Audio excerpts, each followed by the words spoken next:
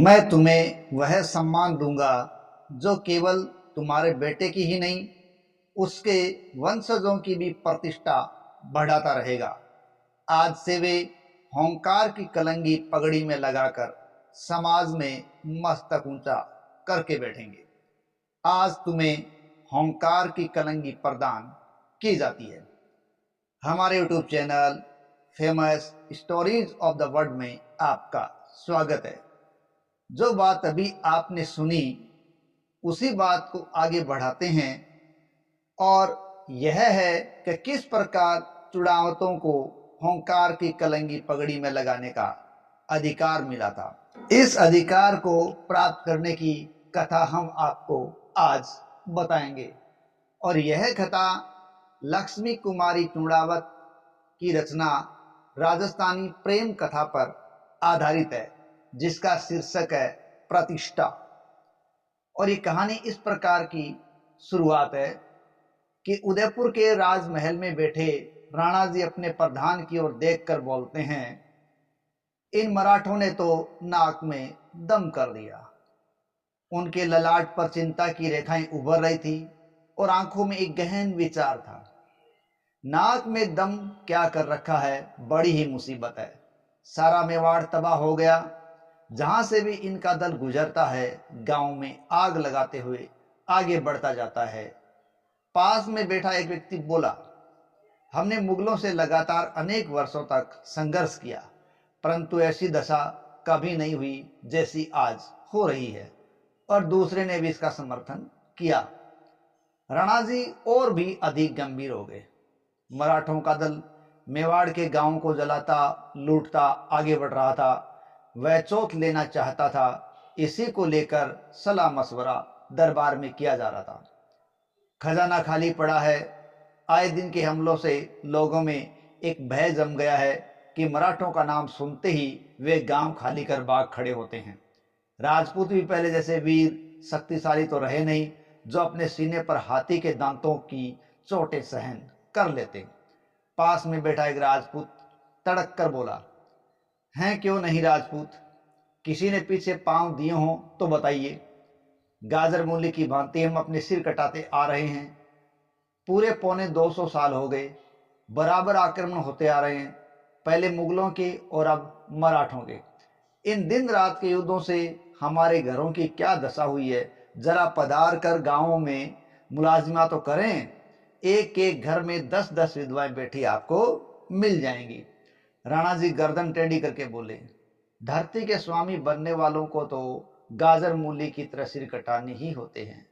हमारी पीढ़ी दर पीढ़ी ने इस राज्य की आबरू के लिए, आजादी के लिए यहाँ की मिट्टी को अपने रक्त से सींचा है। क्या अब हम अपने राज्य को लूटते हुए देखेंगे? यह बहस करने का वक्त है क्या? बोलो, किस तरह से मुकाबला करना होगा? सैन्य शक्ति कैसे इकट्ठी की जाए? एक क्षण के लिए अब सारे चुप थे। सामने आई समस्या एक भीषण रूप में दिखाई दे रही थी।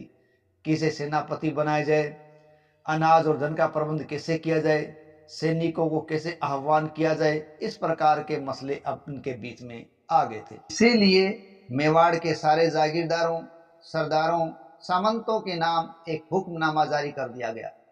सभी लोग अपनी पूर्ण सैन्य शक्ति और शस्त्रों के साथ उदयपुर फौरन पहुंचे। इस मौके पर जो हाजिर नहीं होगा उसकी जागीर जब्त कर ली जाएगी। किसी किस्म की रियायत नहीं होगी। राज्य पर पड़ी इस विपत्ति के समय किसी प्रकार की ढिलाई को राजद्रोह माना जाएगा। हुक्मनामा लेकर घुड़सवार ऊंटसवार अलग अलग दौड़ पड़े। कोसीथल गांव पहुंचते ही सवार ने वहां के कामदार के हाथ में हुक्मनामा थमा दिया। कामदार ने उस हुक्मनामे को पढ़ा। पढ़ते ही उसका मुंह फक पड़ गया। कोसीतल चुड़ावतों की एक छोटी सी जागीर थी। वहां के ठाकुर 2 साल पहले एक युद्ध में मारे गए थे। 2-3 साल का एक बेटा छोड़ गए थे। ठिकाने में कोई युवा पुरुष भी नहीं था। और अब महाराणा की यह कठोर आज्ञा भगवान ने भली बनाई। बालक ठाकुर की मां अपने इस बच्चे की इस आशा के दीप संचय विधवा के दिन काट रही थी। कामदार जनानी डोडी पर गया। उसने जनाने में कहलवाया, बड़ा जरूरी काम है।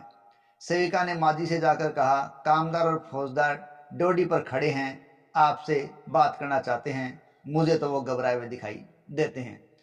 माजी की छाती धड़क उठी, कोई नया दुख तो नहीं आ पड़ा? बोली, द्वार पर पर्दा टांक दे और उन्हें भीतर ले आ।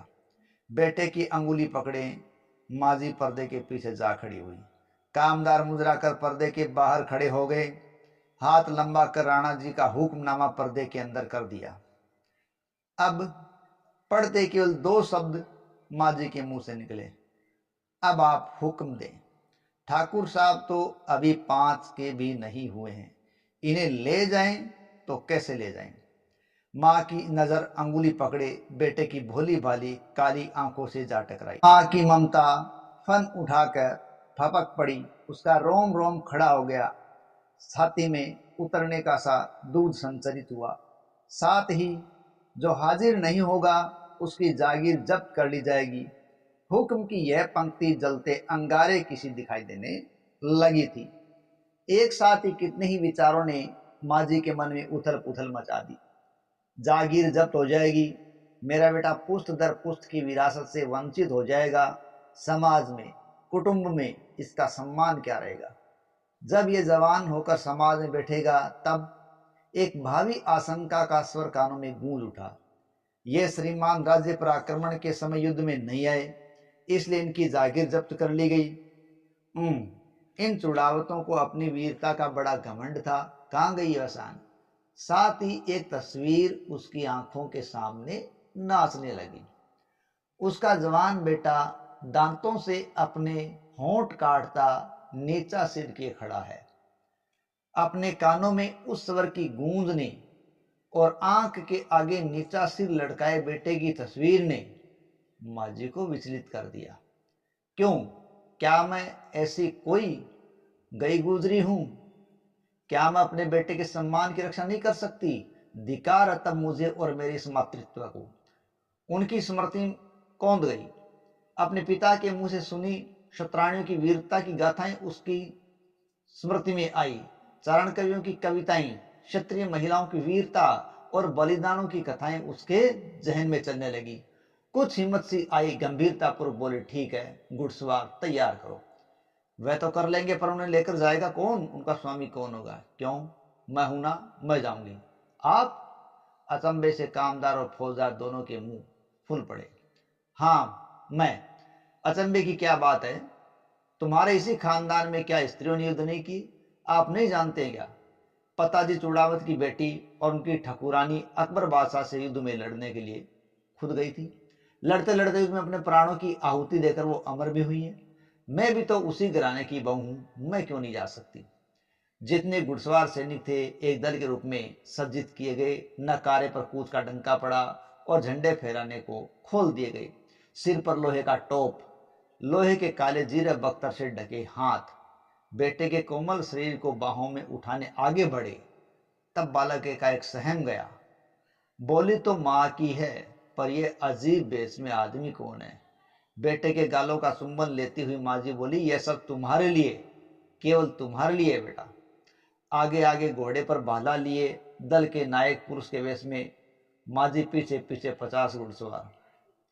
उदयपुर पहुंचकर हाजिरी में नाम लिखा दिया गया।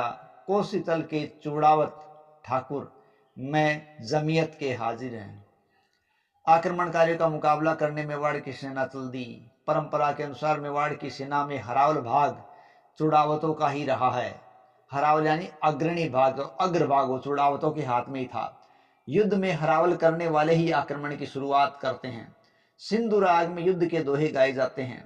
हरावल के मध्य घोड़े पर सवार चूड़ावतों के मुख्य सामंत सलुम्बर के रावत जी ने अपनी तलवार उठा सैनिकों को संबोधित किया। उन्होंने कहा, मर जाना मगर पांव पीछे मत देना। हरावल में रहने का यह सम्मान हम चूड़ावतों को मिला हुआ है, इसलिए प्राणपण से रक्षा करना है। 2 घोड़ों को एड़ लगाई और बोल दो हमला। एक हाथ में लगाम, दूसरे में तलवारें तन गई। माजी का घोड़ा भी हमले के बराबर साथ था और उसकी भी तलवार चमक रही थी। अब मारकाट होने लगी, जो धीरे धीरे बढ़ने लगी और एक एक सिर है वो कट कट कर नीचे गिरने लगे, घायल कहराने लगे थे। माजी ने सामने वाले पर तलवार का वार किया। उसने यह वार अपनी छाती पर फुर्ती से झेल कर ढाल से झेला और फुर्ती से जवाब भाले से दिया, और उसने भाला जो दे मारा जो माझी की पसलियों को भेदता हुआ आर पार निकल गया और माझी घोड़े से नीचे लुढ़क गई। युद्ध समाप्त होते ही रण क्षेत्र में संभालते मेवाड़ी सैनिक आए। घायलों को उठाकर जख्म पर पट्टी बांधी जाने लगी।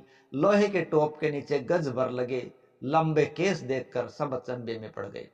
जख्म देखने लगे तो एक स्त्री और यह पुरुष वे सब ठिठक गए। कौन है ये और क्यों? इस सवाल का कोई जवाब नहीं। राणा जी के पास उसी वक्त जाकर अर्ज गुजारी, रण खेत में एक घायल महिला मिली है, पूरे सैनिक परिधानों से कीमती जीरब अख्तर उसने पहन रखे हैं, पूछने पर कोई भी जवाब नहीं देती है। राणा जी खुद वहां पहुंचे। लोहे की टोप के नीचे खून से लथपथ लंबे बाल पीड़ा से करारे महिला से बोले, बताओ तुम कौन हो? युद्ध में कैसे आई? छिपाओ मत। अगर दुश्मन की सेना से हो तो भी तुम्हारा आदर किया जाएगा, तुम्हारी पूरी पूरी हिफाजत की जाएगी। तुम हमारी बहन हो। कौशितल ठाकुर की मां हूं, कराती हुई झेंपती हुई माझी बोली। हैं? राणा जी चौंक पड़े। तुम इस लड़ाई में क्यों आई? अन्नदाता, आपका ही हुक्म था कि जो लड़ाई में नहीं आएगा उसकी जागीर जब्त कर ली जाएगी। मेरा बेटा अभी छोटा है, हाजिर नहीं होती तो राजद्रोह नहीं होता क्या? करुणा से राणा जी की आंखें छलछला आई। गौरव से उनका सिर ऊंचा उठ गया। धन्य हो तुम। ये मेवाड़ वर्षों से दिल्ली जैसे सल्तनत से टकराता आ रहा है, इसका तुम्हारी जैसी देवियों को ही श्रेय है। जब तक तुम जैसी बहनें मौजूद हैं हमारा राज्य पराधीन नहीं हो सकता। गदगद स्वर से राणा जी बोले जा रहे थे। मैं तुम्हें उस साहस उस वीरता के लिए सम्मानित करना चाहता हूं। बोलो क्या चाहती हो? माँ को अपने बेटे की काली काली भोली भाली आंखें दिखाई देने लगी। यदि आपकी मर्जी ही है तो कुछ ऐसी चीज बख्शो जिससे मेरा बेटा आगे चलकर समाज में ऊंचा मस्तक करके बैठे। तब राणा जी ने कहा, मैं तुम्हें वह सम्मान दूंगा जो केवल तुम्हारे बेटे की ही नहीं उसके वंशजों की भी प्रतिष्ठा बढ़ाता रहेगा, और आज से वे होंकार की कलंगी पगड़ी में लगाकर समाज में मस्तक ऊंचा करके बैठेंगे। आज से तुम्हें होंकार की कलंगी प्रदान की जाती है। इस प्रकार चूड़ाओं ने इतिहास में होंकार की कलंगी प्राप्त की थी, और ये कथा लक्ष्मी कुमारी चूड़ावत की राजस्थानी प्रेम कथा पुस्तक पर आधारित है। जय हिंद, जय भारत।